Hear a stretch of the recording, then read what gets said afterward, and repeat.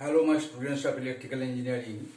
আমি আজকে তোমাদের যে বিষয়গুলো পড়াবো সেগুলো তোমরা ভালোভাবে দেখো। তোমরা এগুলো সব শেয়ার করবে, কিছু যদি অসুবিধা হয় বুঝতে কমেন্ট করবে এবং তোমরা আমাকে ইমেল আইডিতেও তোমাদের সমস্যার কথা জানাতে পারো, ইমেল আইডি দেওয়া আছে। এবং ওভারঅল তোমরা একটা আমাদের কাছে সাবস্ক্রাইব করবে যাতে তোমরা আমার যে কোনো ক্লাস, যে কোনো বিষয় তোমরা সরাসরি পেয়ে যেতে পারো এবং আমিও উৎসাহিত হই যে না তোমরা ক্লাসগুলো ফলো করছো ঠিকভাবে। ঠিক আছে, এবার আমি আজকে পড়াবো সেটা হচ্ছে গিয়ে ইলেকট্রিক্যাল ইঞ্জিনিয়ার কার্যচক্র দিয়ে শুরু করব, তারপর আমি ফার্দার এগিয়ে যাব। ঠিক আছে, আজকে যেটা শুরু করছি দেখো, সেটা হচ্ছে সার্কিট থিওরি উপরে আমি ক্লাস নিচ্ছি। জিআর কার্চফ, জার্মান ফিজিসিস্ট, তিনি এই কার্চফ, জিআর কার্চফ, তিনি সায়েন্টিস্ট ফিজিসিস্ট। তিনি দুটো ল দিয়েছেন ইলেকট্রিক্যাল ইঞ্জিনিয়ারের উপরে। একটা হচ্ছে ফার্স্ট ল আর একটা দিয়েছেন সেকেন্ড ল, দুটো ল। ফার্স্ট লতে তিনি বলেছেন যে ভোল্টেজ সম্বন্ধে অ্যালজেব্রিক সাম, আমি এখানে লিখে দিচ্ছি, তোমাদের বলেও দিচ্ছি। কার্চফস ফার্স্ট ল,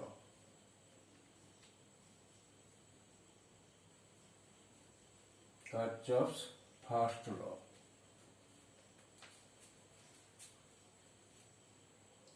কি ফার্স্ট ল দিয়েছেন? যে algebraic sum of voltages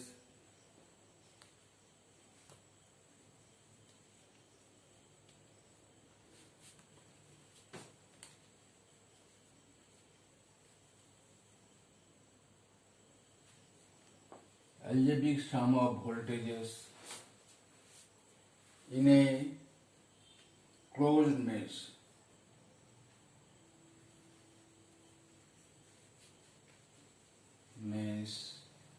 is always zero.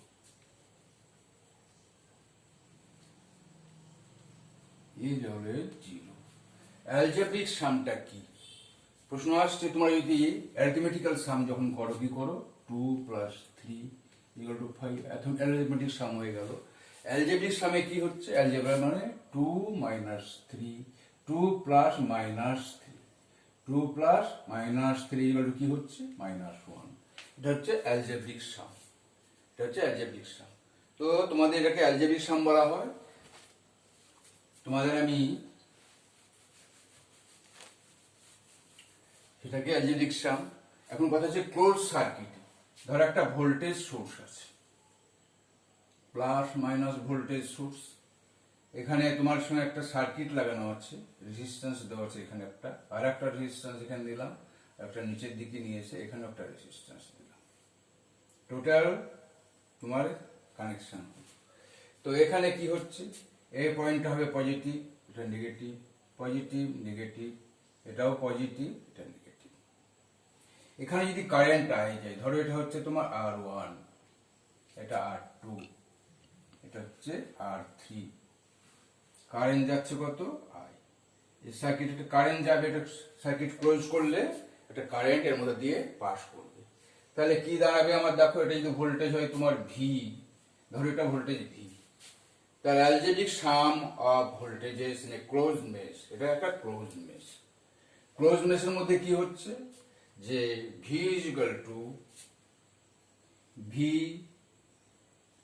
= কি আসছে? I R1 plus I R2 plus I R3। তার মানে এখানে হচ্ছে তোমার অ্যালজেব্রিক সাম অফ ভোল্টেজ। এই যে এখানে একটা ভোল্টেজ ড্রপ হচ্ছে, সেটা ধরো এখানে হচ্ছে V1 V2 V3। ঠিক আছে, ভোল্টেজ ড্রপ গুলো হচ্ছে, ভোল্টেজ ড্রপ হচ্ছে V1 V2 V3। সেটা কার সঙ্গে সমান হচ্ছে? না, আমি যদি লিখি এখানে V, অ্যালজেব্রিক সাম কি হচ্ছে? না, -V1 -V2 -V3 = 0। -V1 এ আয়রন V1, এটা হচ্ছে কত? V1 এর সঙ্গে সমান, এটা V2 এর সঙ্গে সমান, এটা V3 এর সঙ্গে সমান। ভোল্টেজ ড্রপ হলো V - V1 - V2 - V3। এটা ক্লোজ লুপের মধ্যে এই ভোল্টেজের সামেশন কত হবে? ইজ ইকুয়াল টু জিরো হবে সবসময়, এটাই বলেছেন ফার্স্ট লতে। তো তার মানে কি হচ্ছে যে voltage generated is equal two, যদি আরো সার্কিটে আমি ভোল্টেজ দিতাম, ধরো এটা আমি একটা সার্কিটের মধ্যে ভোল্টেজ ঢুকিয়ে দিলাম, কি ঢুকালাম, এটা পজিটিভ নেগেটিভ একটা ব্যাটারি, ঠিক আছে, এখানে ঢুকিয়ে দিলাম।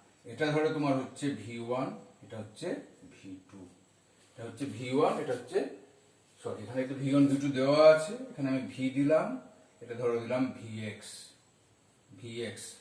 এটা যদি V হয় এটা Vx দিলাম, এটা জেনারেটর ভোল্টেজ। তো এটা পজিটিভ সাইড ভোল্টেজ, এটা হচ্ছে নেগেটিভ সাইড। তো এখানে আমি এভাবে পোলারিটি ঠিক করে আমি কানেকশন দিলাম। তাহলে কি হচ্ছে এখানে, এটার ক্ষেত্রে কি হবে, আমার হবে V plus Vx minus V1, সেক্ষেত্রে কারেন্ট চেঞ্জ হবে ঠিকই, যাক মানে এখানে V1 minus V2 minus V3 equal to 0। এটাই হচ্ছে voltage drop, V1 V2 V3 voltage drop হচ্ছে রেজিস্ট্যান্সের মধ্যে। আর এখানে generator voltage, generator voltage is equal to dropped voltage, generator voltage equal to dropped voltage, ঠিক আছে। এটা হচ্ছে কারচফসের first law. Now I will discuss about Kirchhoff's second law. Now I will discuss about Kirchhoff's second law. What is Kirchhoff's second law? Kirchhoff's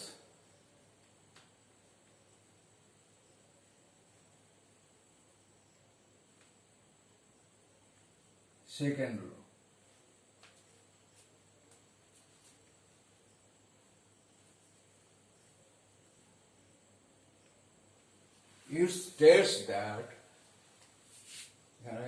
It states that the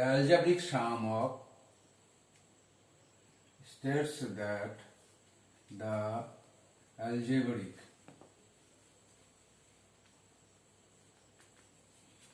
sum of current meeting at a junction বা node at a junction, meeting at a junction is zero.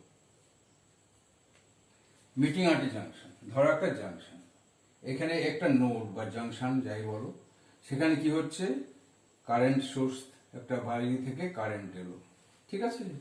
এবার কারেন্টটা বেরিয়ে যাচ্ছে এদিক দিয়ে কারেন্টটা বেরিয়ে যাচ্ছে, এদিক দিয়ে কারেন্টটা বেরিয়ে যাচ্ছে, আবার এদিক থেকে একটা সোর্স এলো, কারেন্ট ঢুকছে এখানে। নাও ইট ইজ, ধরো এটা I1, এটা হচ্ছে I2, এটা I3 বেরোচ্ছে, I4 বেরিয়ে যাচ্ছে, I5 বেরিয়ে যাচ্ছে। দিস ইজ নোড, ধরো এটা N নাম দিলাম node, this is node or junction. তো N জাংশনে কারেন্ট দুটো ঢুকেছে, I1 I2, আর তিনটে জায়গায় কারেন্ট বেরিয়ে যাচ্ছে। তাহলে কি দাঁড়াচ্ছে আমাদের এখানে, দেখো অ্যালজেব্রিক সাম মিন্স I1 প্লাস I2 গুলো ঢুকেছে, ইনকামিং গুলো ধরুন পজিটিভ ধরলাম, আউটগোয়িং গুলো minus negative, I3 minus I4 minus I5 is equal two 0। মানে এখানে কোনো কারেন্ট আর থাকছে না, যেটা ঢুকলো সেটা বেরিয়ে গেল। সেটাই বলেছেন উনি যে I1 plus I2 minus I3 minus I4 minus I5 is equal to 0. Algebraic sum of currents meeting at a point, meeting at a junction or node is equal to 0. তো এটা হচ্ছে, আমরা যদি ধরি, আমরা একটা কনভেনশন ধরলাম কি, যেগুলো আসছে, যে কারেন্টগুলো আসছে সেগুলো পজিটিভ, যে কারেন্টগুলো বেরিয়ে যাচ্ছে সেগুলো নেগেটিভ দিলাম, এটা কনভেনশন আমরা ধরে নিলাম। তাহলে পজিটিভ ধরেছে I1, এটা একটু পজিটিভ ধরলাম, যেগুলো বেরিয়েছে সেগুলো negative, I1 plus I2 minus I3 minus I4 minus I5 এগুলো 0। এটা তুমি আরেকবার সংক্ষেপে লিখতে পারো, implies I1 plus I2 is equal to I3 plus I4 plus I5 is equal to 0। ঠিক আছে, I5, সরি 0 না, I5। এটা হলো তাহলে আমাদের জানতে পারলাম যে কারশফ সেকেন্ড লটা কি। এখন প্রশ্ন আসছে, তোমাদের একটা সার্কিট বানিয়ে একটা অঙ্ক দিচ্ছি, নিউমেরিক্যাল প্রবলেম, সেটা এখানে একটু মুছে নিই। হ্যালো স্টুডেন্টস, তোমাদের আমি একটা নিউমেরিক্যাল প্রবলেম করাচ্ছি এর উপরে। সেটা দেখো কি নিউমেরিক্যাল প্রবলেমটা। এখানে একটা জেনারেটর, আমি একটা সিম্বল, এটা পজিটিভ নেগেটিভ। তাহলে কি হচ্ছে যে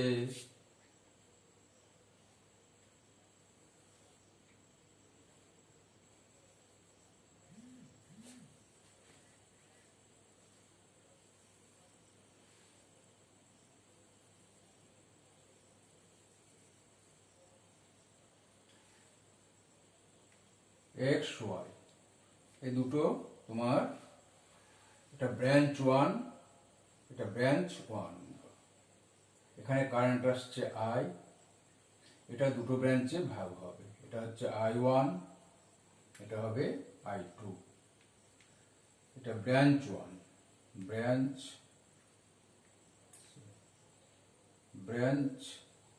1, এটা হচ্ছে ব্রাঞ্চ 2, ঠিক আছে, এটা ব্রাঞ্চ 2, এটা ব্রাঞ্চ 2, এটা হচ্ছে ব্রাঞ্চ XY ব্রাঞ্চ 1। আমাদের কারেন্ট এটা ধরো দেওয়া আছে কত, সার্টেন ভোল্টেজ দেওয়া আছে, ধরো এখানে 16 ভোল্ট দেওয়া আছে, 16 ভোল্ট এখানে দেওয়া আছে। রেজিস্ট্যান্স কত আছে দেওয়া, না এখানে আছে 5 ওহম, এটা আছে 4 ওহম, ঠিক আছে, 5 ওহম আর 4 ওহম। তাহলে এই যে ভোল্টেজ দেওয়া আছে, এখানেও একটা রেজিস্ট্যান্স দেওয়া আছে 10 ওহম, 5 ওহম, 4 ওহম, 10 ওহম। ওহমের এটা সিম্বল তোমরা জানো, এটা হচ্ছে 2 ওহম। এই রেজিস্ট্যান্স দেওয়া আছে। আমি চাই এই ব্রাঞ্চে কত কারেন্ট যাচ্ছে। Find out the current passing through the circuit, passing through the branch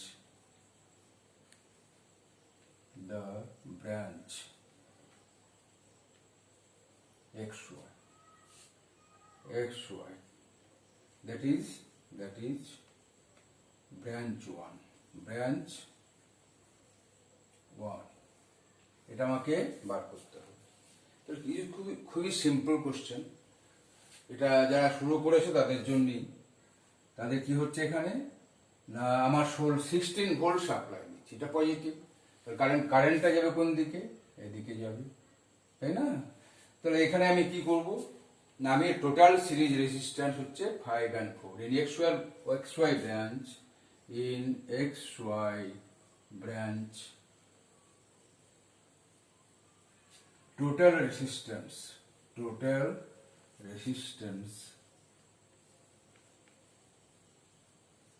is equal to 5 plus 4 equal to 9 ohm, ঠিক আছে। therefore আমরা কি ওহমস ল থেকে জানি যে voltage by resistance equal to current. therefore current I1, therefore current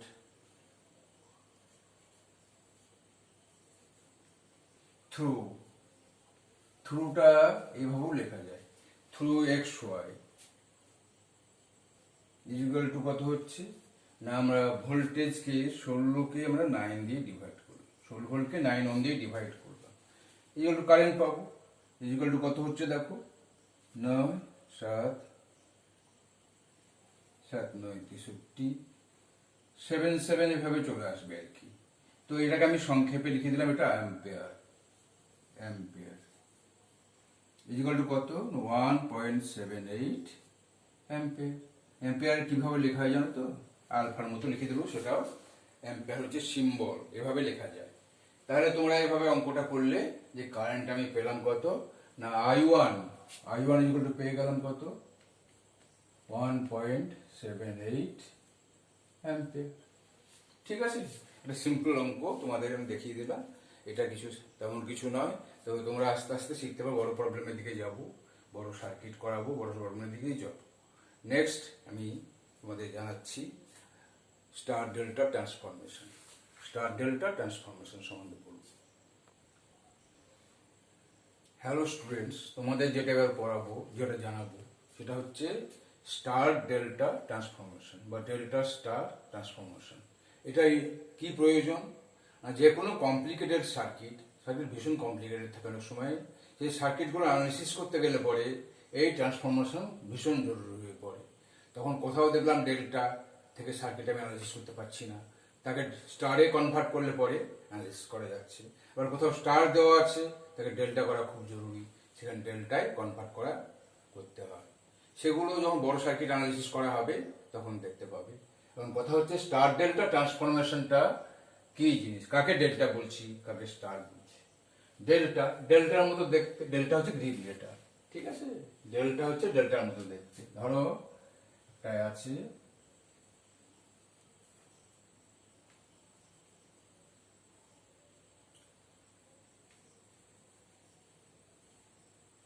এটা হচ্ছে delta, এটা হচ্ছে কি ডেল্টা। তাহলে কি 1 2 3 আমি টার্মিনালগুলো নাম দিচ্ছি 1 2 3। এটা হচ্ছে কি 1 2 এর মাঝে হচ্ছে R12, আর 2 3 এর মাঝে হবে কি R23। 2 আর 3, 2 আর 3 টার্মিনালের মাঝে আছে, তাহলে R23। আর 3 1 এর মধ্যে মাঝে আছে R31। এই যে আমি ডেল্টাটা বললাম, ডেল্টার মতো দেখতে, সেই জন্য ডেল্টা। এটা হবে কি ট্রান্সফর্ম করা যাবে স্টারে প্রয়োজন অনুযায়ী। স্টারটা কি স্টারের মতো দেখতে,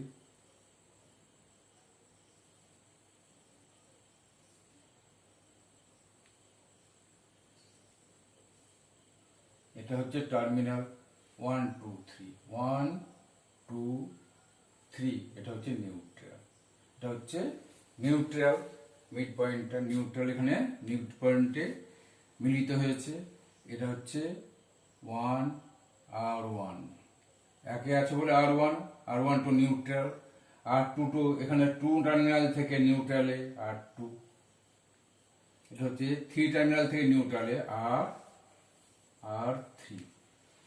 তাহলে আমি যখন দরকার পড়লো যে আমি ডেল্টা থেকে স্টারে নিয়ে যাব, তাহলে ইকুইভ্যালেন্ট রেজিস্ট্যান্স আমাকে দিতে হবে। আমার ইচ্ছা মতো বসাতে পারি না, আমার যে রেজিস্ট্যান্সগুলো থাকবে ডেল্টাতে, সেটা তার ইকুইভ্যালেন্ট রেজিস্ট্যান্সটা আমাকে স্টারে নিয়ে যেতে হবে, করে নিতে হবে। আবার স্টারে যে রেজিস্ট্যান্স যদি ডেল্টায় আসতে হয়, তা R1 এর যে রেজিস্ট্যান্স, R2 রেজিস্ট্যান্স, R3 রেজিস্ট্যান্সগুলো ইকুইভ্যালেন্ট রেজিস্ট্যান্সে যাব এই টার্মিনালের এগেনস্টে, R1 R2 R3 এগেনস্টে। সেটা হবে R12 R23 R31। কত হবে? আমি স্টার থেকে ডেল্টায় আসছি, স্টার থেকে ধরো আমি আর একটা কথা বলে রাখি যে স্টারকে কিন্তু পাই সার্কিটও বলা হয়। এটা আমরা ডেল্টাকে আমি ডেল্টা বলছি কিংবা পাইও বলছি। কেন পাই বলছি? দেখো পাইয়ের মতো দেখতে। পাই তো আমরা জানি কিরকম, গ্রিক লেটার পাই। এটা এখানে এটাকে করলাম কি, আমি দুটো জায়গায় স্প্লিট করে দিলাম, এই একটা, এটা হচ্ছে আর একটা, ঠিক আছে? এই দুটোকে আমি শর্ট করে দিলাম। এখানে 1 2 3 4 টার্মিনাল, এটা শর্ট করে দিয়েছে, এটা কিন্তু ঠেকে আছে। তাহলে এই দুটো যদি আমি লাগিয়ে দিই তাহলে কি দাঁড়াচ্ছে? ঠিক এটা দেখো, এই দুটোকে আমি লাগিয়ে দিলাম মানে শর্ট হয়ে গেল। এখানেও শর্ট আছে 3 নম্বরে গিয়ে, এটা হচ্ছে তোমার এখানে 3-এ যেমন শর্ট হয়ে গেছে, এই দুটো টার্মিনাল শর্ট হয়ে আছে। তাহলে দেখতে ডেল্টা হয়ে গেল, তাই এটাকে বলা হয় কি পাই হয়ে গেল, তাই বলা হয় এটাকে পাই সার্কিট। এটাকে পাই সার্কিটও বলা হয়, ঠিক আছে? আবার স্টারের ক্ষেত্রে পাই সার্কিট বলা হচ্ছে, ডেল্টাকে আমি ডেল্টা বলতে পারি কিংবা পাইও বলতে পারি, কিংবা কি বলতে পারি? পাই, ডেল্টা কিংবা পাই। স্টারকে কি বলতে পারি? স্টার বলতে পারি, কিংবা একে টি সার্কিট বলা যায়। টি সার্কিট কেন? দেখো এখানে শর্ট হয়েছে, তাই তো? টি সার্কিট কেন হচ্ছে?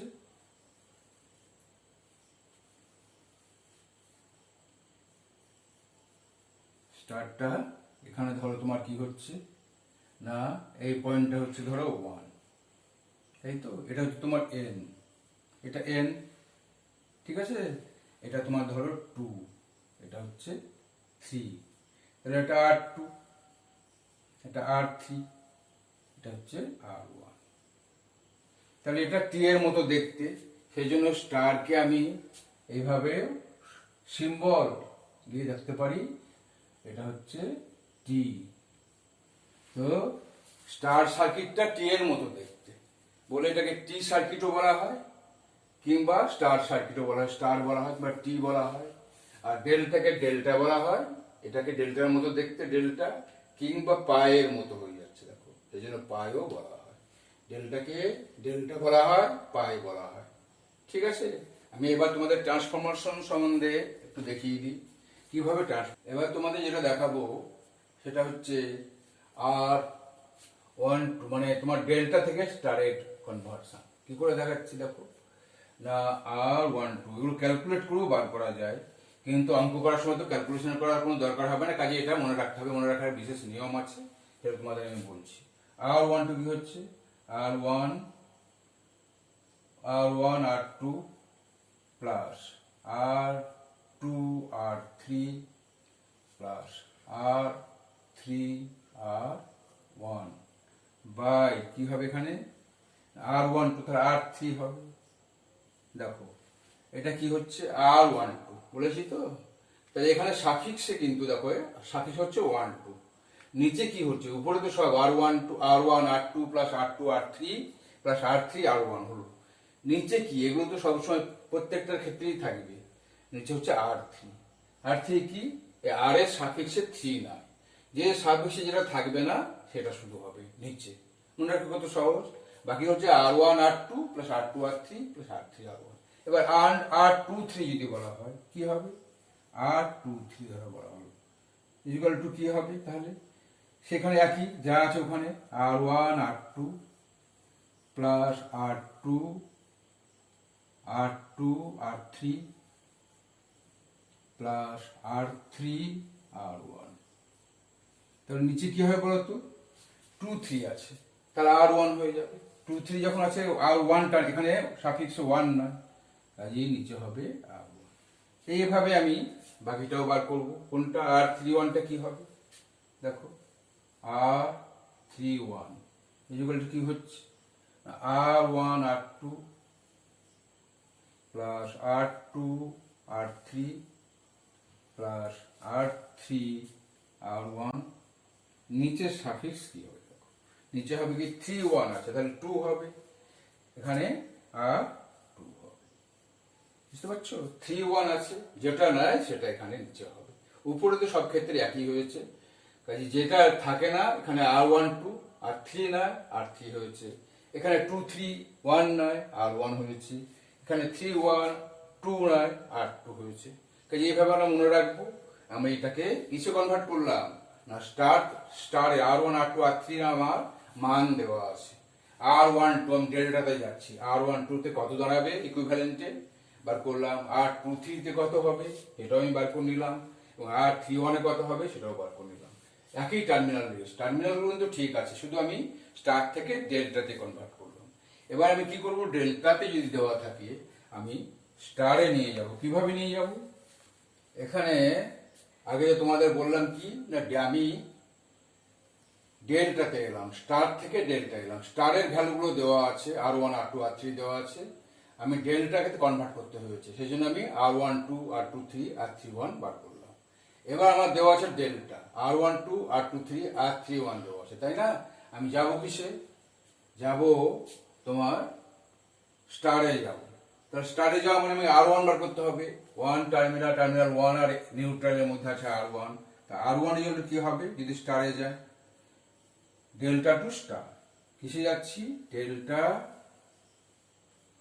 টু স্টার কনভার্সন,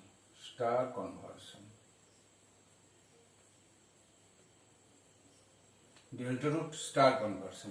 R1 এর জন্য কি হবে দেখো, এটা কিন্তু এখানে দেখো R1 আছে, তাহলে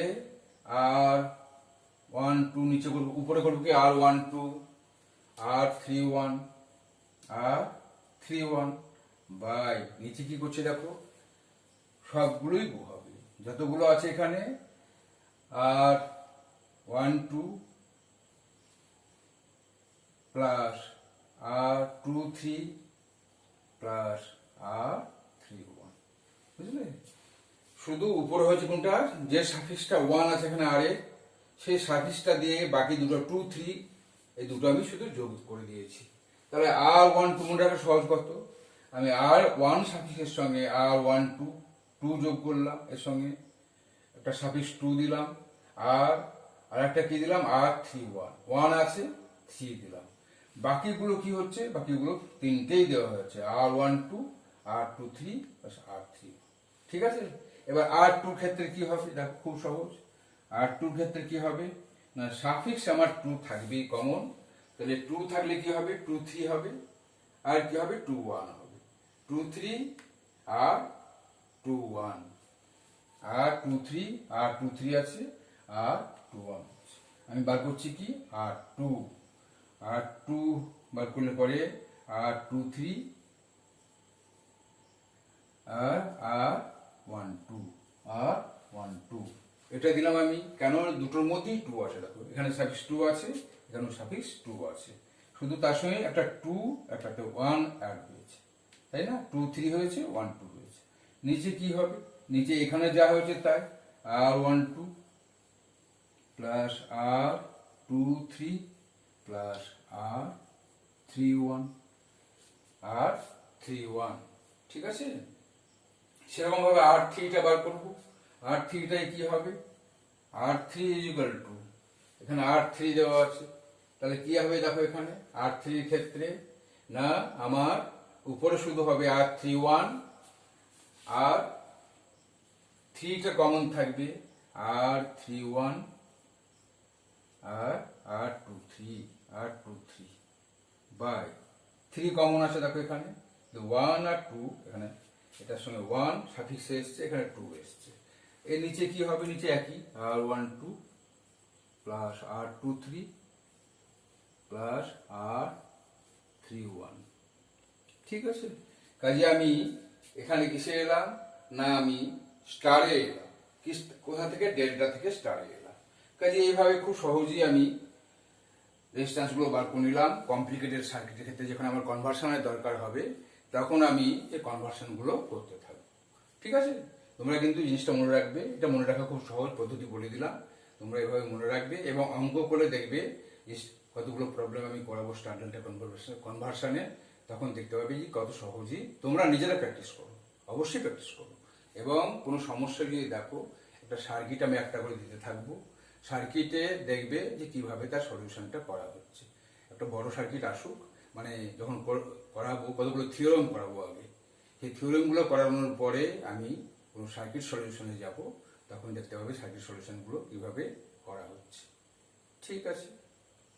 আর তোমরা অবশ্যই আগেই বলে দিয়েছি, তোমরা অবশ্যই সাবস্ক্রাইব করো, তোমরা বন্ধুদের জানাও, ঠিক আছে? বন্ধুদের জানাও যাতে তারাও এই উপকারটা পায়।